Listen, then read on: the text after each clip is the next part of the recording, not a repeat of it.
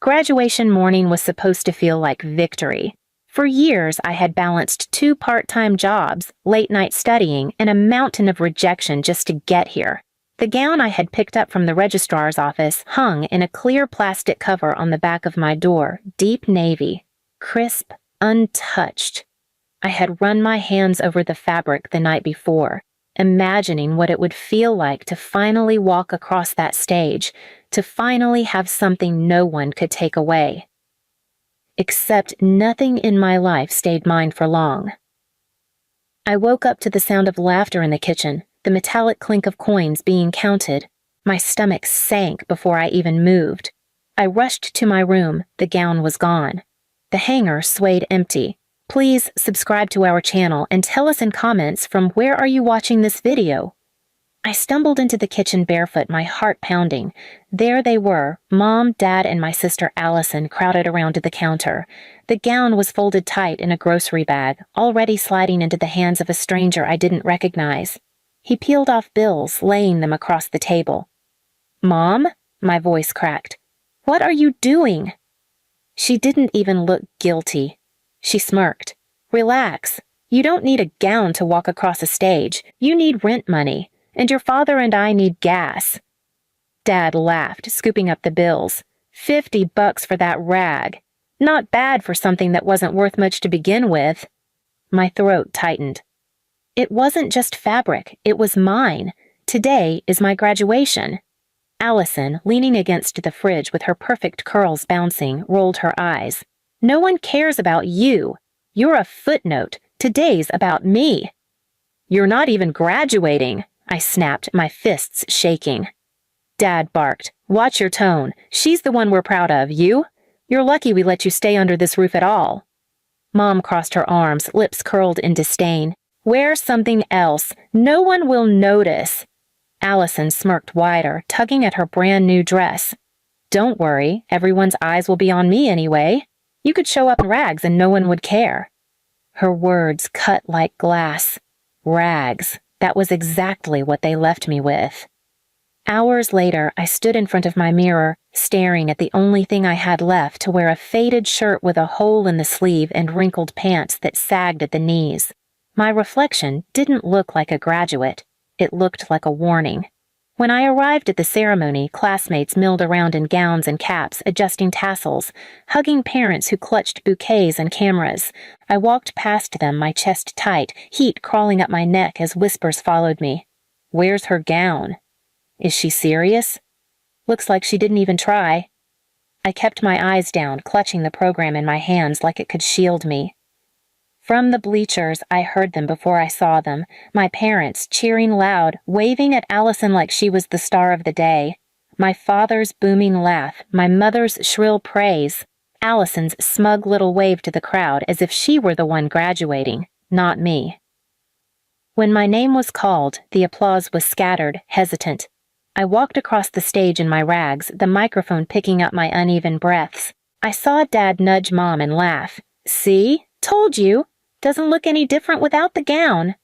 Allison leaned forward, smirking, cupping her hands around her mouth to shout, "Smile, Raggedy Rachel!"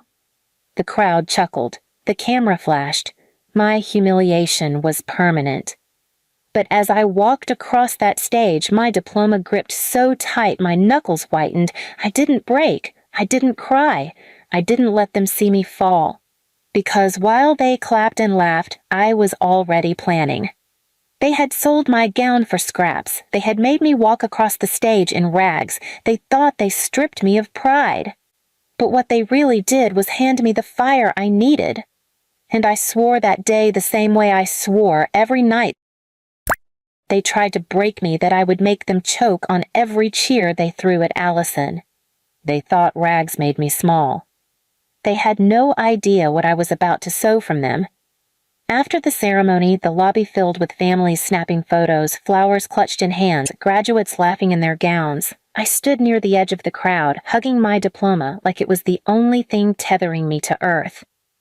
"Rachel!" Dad's booming voice cut through the noise. I turned and saw them, waving me over not with pride, but with smirks plastered on their faces. Allison was already at the center of a group, smiling wide, showing off a bouquet someone had handed her. She hadn't graduated, but she wore the day like a crown anyway. Parents congratulated her, thinking she was the one walking the stage. She didn't correct them. She leaned into it. When I approached, Mom wrinkled her nose. "Don't stand too close. You'll ruin the photos. You look like a beggar." Dad snorted, holding up his phone anyway.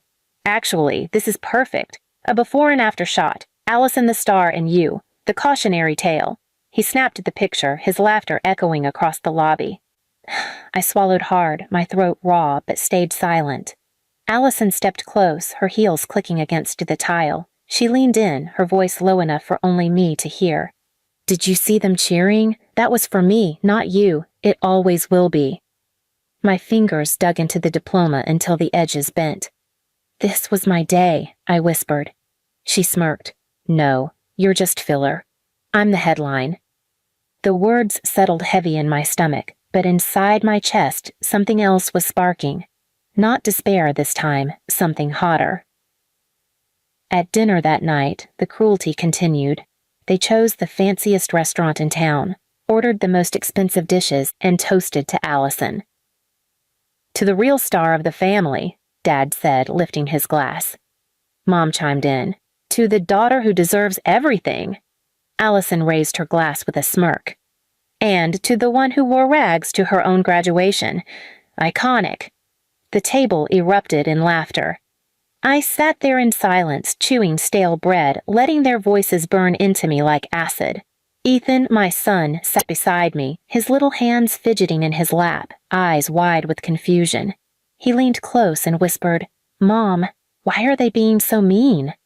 I placed my hand over his, steadying his trembling fingers. "Because they think cruelty makes them strong."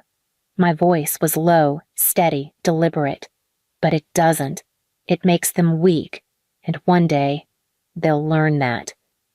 His eyes searched mine, and for the first time in years, I saw a flicker of belief there.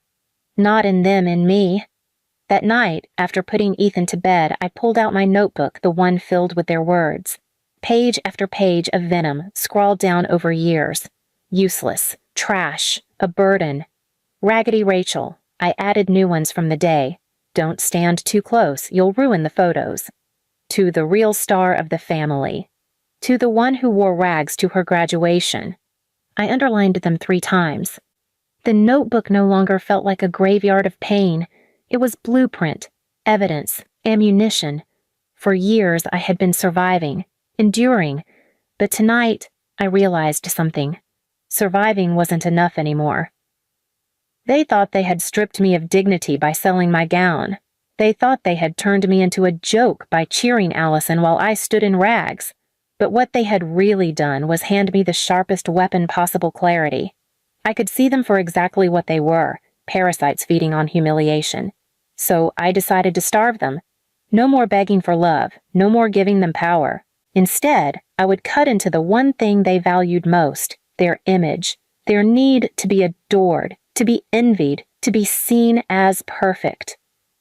They had sold my gown for a handful of bills, but I was going to sell their pride and make sure they could never buy it back. And I wasn't going to whisper anymore. I was going to make them choke. Graduation week faded, but the sting of that day clung to me like smoke. Everywhere I turned, Allison basked in a spotlight she hadn't earned.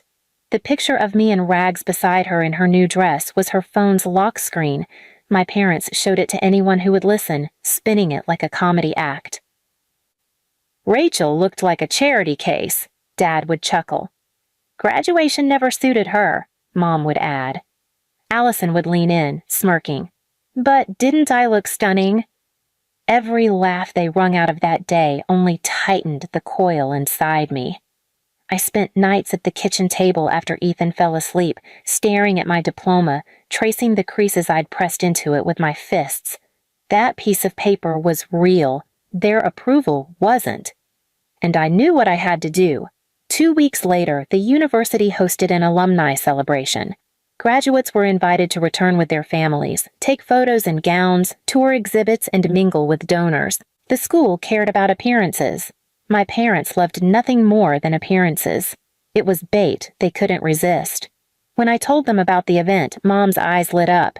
Finally, a chance to parade Allison in front of people who matter. Dad grinned. Maybe someone will mistake her for the graduate again. Worked last time. Allison laughed. Don't worry, Raggedy. I'll dress extra nice so no one sees you. I smiled tightly, hiding the storm raging behind my eyes. Perfect. Wear your best. And they did.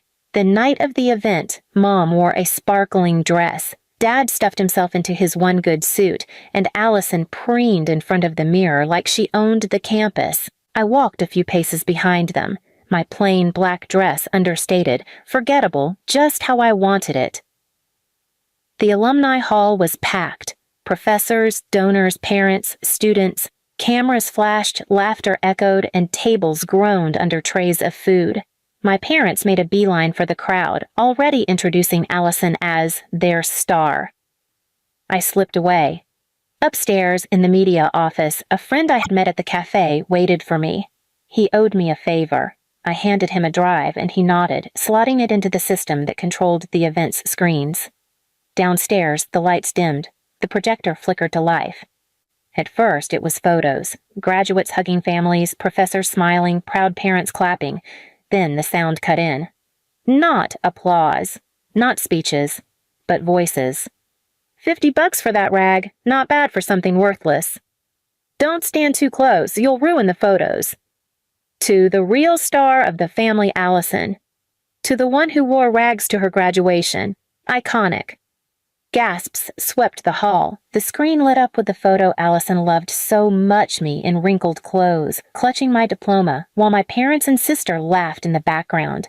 The audio of their cheers played over it, cruel and cutting. Mom's hand shot to her mouth. Dad's face drained of color. Allison froze, her phone slipping from her hand. The crowd erupted with whispers. They sold her gown? That's their daughter? How could they do that? Professors who had once smiled at my parents now stared with narrowed eyes. Donors shook their heads in disgust. Mom tried to stand, shouting, "That's not the whole story," but another clip rolled. Rachel looked like a beggar. Graduation never suited her. "Smile, Raggedy Rachel." The room turned hostile. Neighbors they'd tried to impress stepped back. Faculty frowned. One professor whispered, "Disgraceful." Dad grabbed my arm, hissing through his teeth. "You did this!" I leaned in, my voice calm, ice cold. "No, you did this. I just stopped hiding it." Allison's eyes brimmed with tears, not from shame for me, but from fear for herself. "People are recording," she whispered, staring at the dozens of phones aimed their way. Mom's voice cracked. "Turn it off, Rachel, please." For once, I smiled. Be grateful it wasn't worse. I walked away as the hall swallowed them, their own laughter weaponized against them, their reputation shredded in the very place they wanted admiration most. Outside, under the quiet night sky, Ethan took my hand. His small voice broke the silence. "Mom, did you win?" I looked down at him, my chest tight but steady. "No, baby. We survived. That's better than winning."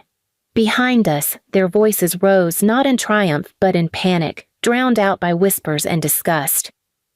"They had sold my gown for cash. They made me walk in rags. They thought humiliation would keep me small." But in the end, the rags I wore became the rope that hung their pride. And this time, no one clapped for them. Please subscribe to our channel and tell us in comments from where are you